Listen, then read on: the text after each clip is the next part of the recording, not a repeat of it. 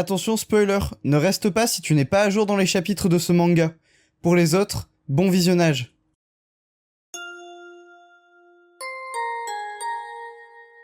Bonjour à tous, c'est Sadiste et on se retrouve aujourd'hui pour la review du chapitre 426 de My Hero Academia. Plus que 5 chapitres avant la fin de My Hero Academia, et on peut le dire, on l'a attendu ce chapitre 426. Ça fait 2 semaines qu'on n'a pas eu de chapitre, les gars. C'était une pause ou c'était le Covid, là? Il reste plus que 5 chapitres avant la fin, les gars, donc ça veut dire que si vous voulez me soutenir, c'est le moment. N'hésitez pas à vous abonner si c'est toujours pas fait, et à laisser un pouce bleu sur cette vidéo si elle vous plaît. On essaye de battre le record des 1400 pouces bleus. Bon, rappelez-vous, il y a 2 semaines, et ça va être très difficile parce que c'était il y a 2 semaines, et même moi j'ai oublié la moitié du chapitre, on avait eu la remise des diplômes, Aoyama qui quitte la classe, Shinzo qui rejoint la classe, et on avait également eu un mystérieux personnage qui marchait pieds nus dans la rue, on ne sait toujours pas qui c'est. Le chapitre de la semaine dernière s'était terminé par Enji Todoroki, donc Endeavor dans un fauteuil roulant, devant ce qui semble être le cadavre de son fils Dabi, qui est maintenu artificiellement en vie avec des machines. Et bien vous allez le voir, ce chapitre 426 va conclure sur ce qui se passe avec la famille Todoroki.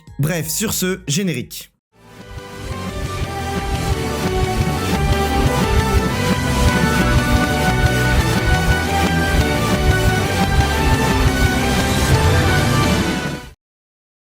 Le chapitre s'ouvre avec toute la famille Todoroki qui se rend à l'hôpital, présumément pour aller voir Dabi, et on voit d'ailleurs qu'ils sont un peu tous brûlés, hein. Natsu est celui qui s'en sort le mieux avec le moins de brûlures. On a quand même Fuyumi qui a quelques brûlures sur le visage, et alors le plus choquant, je pense que c'est Rei, qui a quand même une énorme diagonale de brûlures sur le visage, d'ailleurs tout autour de l'œil, un peu comme Shoto, hein, ça nous rappelle son fils. D'ailleurs, elle a coupé ses cheveux.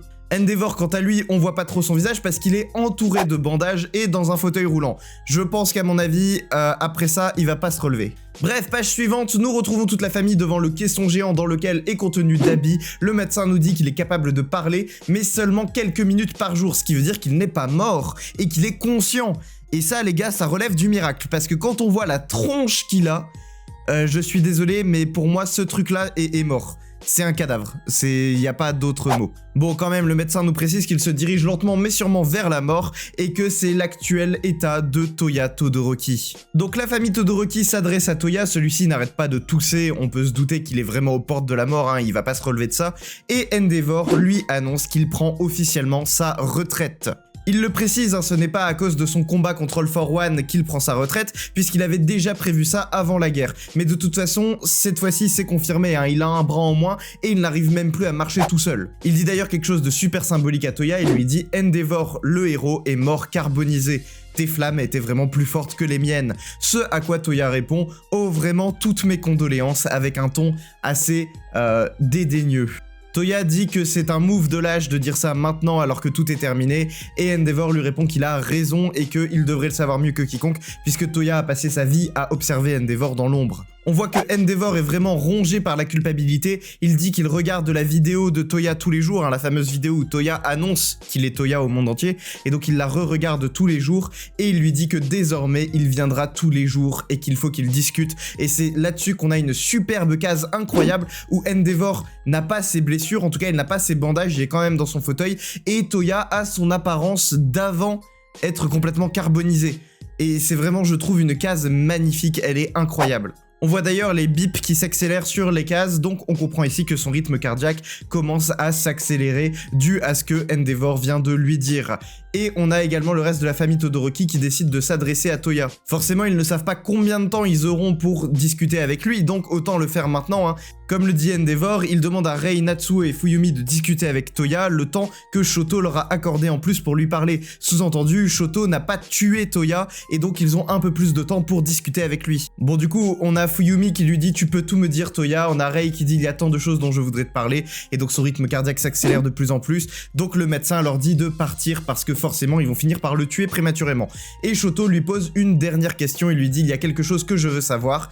Il demande à Toya « Quel est ton plat préféré ?» Et ensuite toute la famille se dirige lentement vers la sortie. Mais alors qu'ils étaient sur le point de passer la porte de sortie, Toya répond « les soba ». C'est exactement le même plat préféré que Shoto, et souvenez-vous, ils avaient dit par le passé, Shoto avait dit qu'il aimerait un jour manger un plat de soba avec son frère. Et donc ici, on a la confirmation que le plat préféré de Toya est le même plat préféré que Shoto. Shoto lui répond donc pareil et Toya repense à la fin de leur dernier combat et quelque chose d'incroyable se passe, pour moi ça relève du miracle, il verse une larme et vous allez me dire en quoi c'est incroyable que Toya verse une larme. Les gars, ça fait des années que les glandes lacrymales, donc les glandes qui produisent des larmes, sont brûlées chez Toya. Il ne peut pas pleurer justement parce que ses glandes sont brûlées et donc comme il n'arrive plus à pleurer, on ne l'a pas vu pleurer depuis super longtemps et ici il arrive à verser une larme. Comme si le tourbillon d'émotions qu'il avait à l'intérieur de lui pouvait surpasser sa condition physique, surpasser le fait que physiquement c'est impossible pour lui de pleurer et des larmes viennent quand même se verser. Bref, toute la famille Todoroki se retrouve sur le parking et ici on a Natsu qui dit qu'il a décidé de ne plus jamais revoir Endeavor, donc il veut complètement couper les ponts avec son père et a décidé de ne même pas lui présenter sa copine avec qui il va se marier. Ici on a une discussion très intéressante entre Natsu et son père Endeavor. Endeavor lui dit qu'il continuera de s'excuser et de réparer ses erreurs jusqu'à la fin de sa vie et il dit également à sa famille qu'ils ne sont pas obligés de le regarder faire puisqu'il a décidé d'être le seul que les médias pourront blâmer pour cette erreur et donc l'erreur en question c'est d'avoir abandonné Toya. Ce à quoi Natsu lui répond ce sera l'enfer pour toi et Endeavor lui dit sur la page suivante je sais cela va de soi, j'ai accepté cette invitation à danser après tout. Ici c'est une référence à quand Dabi avait dit à Endeavor viens danser en enfer avec moi et donc Endeavor a accepté l'invitation de Dabi à danser en enfer et il se retrouvera dans l'enfer de devoir justifier ses erreurs jusqu'à la fin de sa vie. Shoto monte dans une voiture, il dit au revoir à ses parents et retourne en cours en disant d'ailleurs qu'il a la classe A à ses côtés et que tout ira bien, il est sur la voie pour devenir la personne qu'il veut être. En parallèle de tout ça, Hawks envoie un message à Endeavor en lui demandant comment ça s'est passé et que si quelque chose le tracassait, il fallait qu'il lui en parle. Et on cut directement sur le principal intéressé, on arrive sur Hawks qui s'adresse à quelqu'un et qui lui dit « Quoi, tu ne pars pas, même si j'ai dit que c'était bon ?» Et on voit de l'autre côté du parloir Lady fucking Nagant, la goat de ce manga. Lady Nagant a décidé de ne pas quitter la prison alors que Hawks a visiblement donné une espèce d'autorisation pour qu'elle puisse le faire et elle a dit qu'elle voulait rester en prison parce que le monde extérieur lui faisait toujours peur, elle a peur qu'on l'utilise à nouveau. Elle dit à Hawks, il ne nous reste plus qu'à observer comment la société réagira à ce qu'Izuku Midoriya nous a montré ce jour-là et comment elle évoluera. Elle se permet même une petite blague en disant que ses repas vont continuer d'être payés par les impôts. Cut sur autre chose, on arrive cette fois-ci dans ce qui semble être un commissariat ou une prison, je ne sais pas trop, et on voit les retrouvailles entre Gentle et la Brava. On voit également un policier qui lui dit « Ta contribution a officiellement été reconnue, prends soin de toi », donc on comprend ici qu'il est libre, les deux sont libres. Recut sur Hawks, décidément, et on a cette fois-ci Endeavor qui répond à son message en lui disant que tout va bien et que lui aussi il doit traverser beaucoup de choses. En même temps, on apprend que Hawks est le nouveau président de la commission.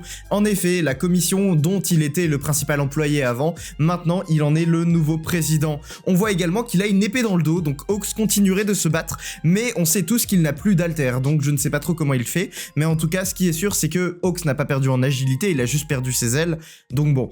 Pour le moment, il est juste le nouveau président de la commission, mais sans super pouvoir. Hawks appelle donc Mera, et si vous vous demandez comme moi qui est Mera, parce que j'avais complètement zappé, je vous mets à l'écran qui c'est, vous allez vite comprendre pourquoi j'ai oublié qui était Mera. C'est ce personnage qui est donc effectivement un membre de la commission, donc un employé de la commission, et Hawks lui passe un coup de fil avec une idée derrière la tête. Pour l'instant, nous n'en savons pas plus.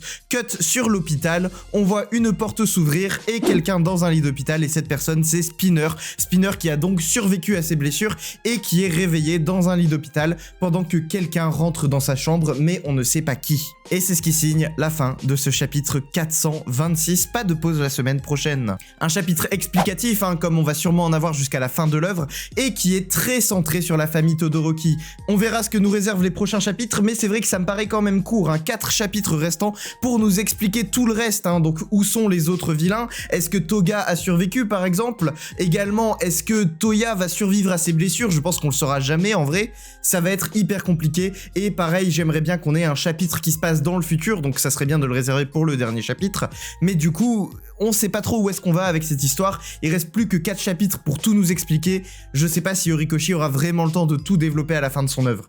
En tout cas, abonnez-vous, laissez un pouce bleu, activez la cloche, n'hésitez pas à me suivre sur les réseaux sociaux, Twitter, Instagram, TikTok, tous les liens sont dans la description. C'était Saliste, et moi je vous dis à la semaine prochaine pour une prochaine vidéo. Salut!